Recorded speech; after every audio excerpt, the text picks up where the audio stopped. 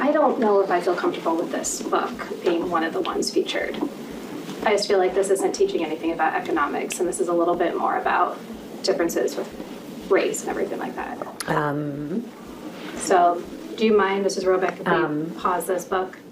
I mean, we have a list here of all the things this is about. Preferences, open markets, economic laws. I just don't think it might be appropriate for the third grade class.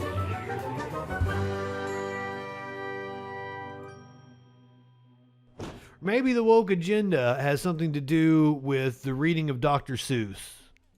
Olentangy Schools official cuts off a reading of a Dr. Seuss book during an NPR podcast.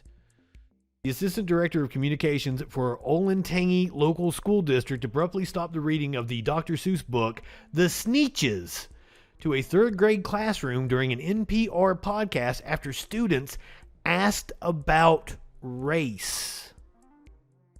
We've got the audio. Let's see how this went. It's kind of mean because, like, just because their bellies are plain and they don't have stars on it doesn't mean that they're not special. Right. Doesn't mean they're not special. Noah? It's almost like what happened back then, how people were treated, like disrespected. Was made in that time.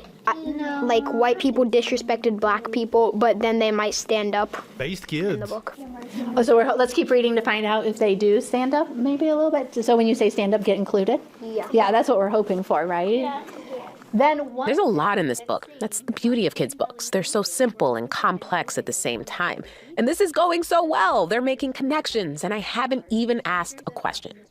Mandy Robeck keeps reading The Sneetches. A non-Sneetch, Sylvester McMonkey McBean, he rolls into town. And he sees how much worse it is to be a Sneetch without a star than to be a Sneetch with a star. Then quickly, Sylvester McMonkey McBean put together a very peculiar machine. And he said, "You want stars like a star-belly Sneetch? My friends, you can have them for $3 each." He sees an opportunity to profit. Then, of course, old Sylvester McMonkey McBean invited them into his star-off machine. Then, of course, from then on, as you probably guessed, things really got into a horrible mess. At this point, Amanda Beeman, the communications person with the school district, stands up. She looks really upset. She waves her hands to get Mrs. Robeck's attention to stop reading. Ooh, so it wasn't the teacher that stopped it. It was the communications director for the school district. Sorry, Scamming thumbs. Yeah. I don't know if I feel comfortable with this book being one of the ones featured. I just feel like this isn't teaching anything about economics, and this is a little bit more about differences with race and everything like that. So, do you mind, Mrs. Robeck, if we pause this book?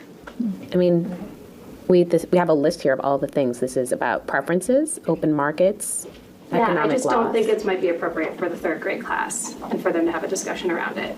Are you okay with that? I'm okay with that if that's true. Okay. As someone, I just don't think that this is going to be the discussion that we want it to around economics. So, I'm sorry, we're going to cut this one off. Is the communications director a Republican? That was the NPR podcast. So, Shell Meadows Elementary School third grade teacher Mandy Robeck was reading The Sneetches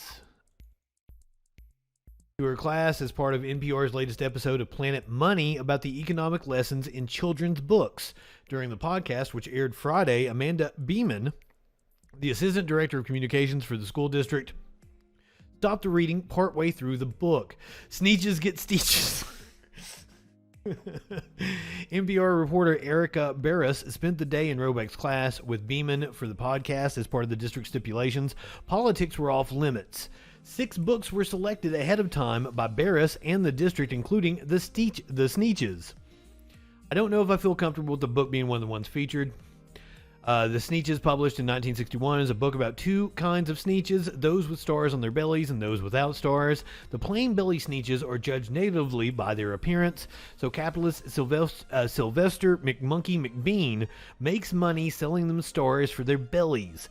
Meanwhile, the star-bellied Sneetches don't like associated with the plain-bellied Sneetches, so they start paying to have a machine take their stars off. The Seuss family has said the book was intended to teach children not to judge or discriminate against others because of their appearance and to treat people equitably.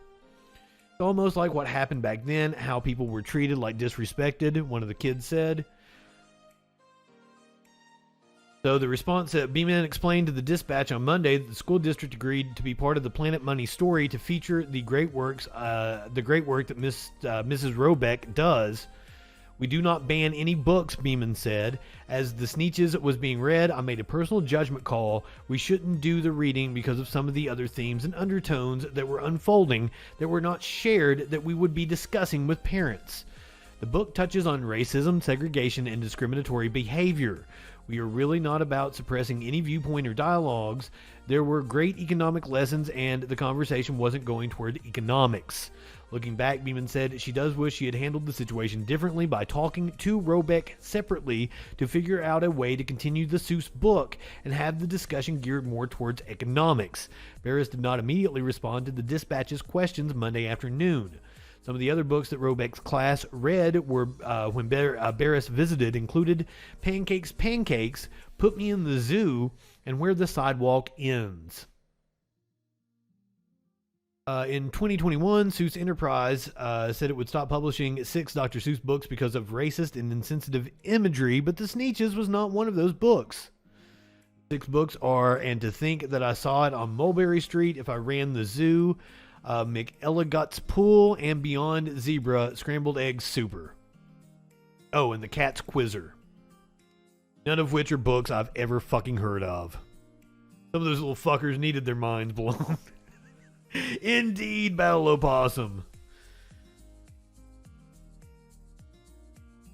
Oh shit! And like they could have focused on what was his name. I enjoyed the dude's name, the monkey.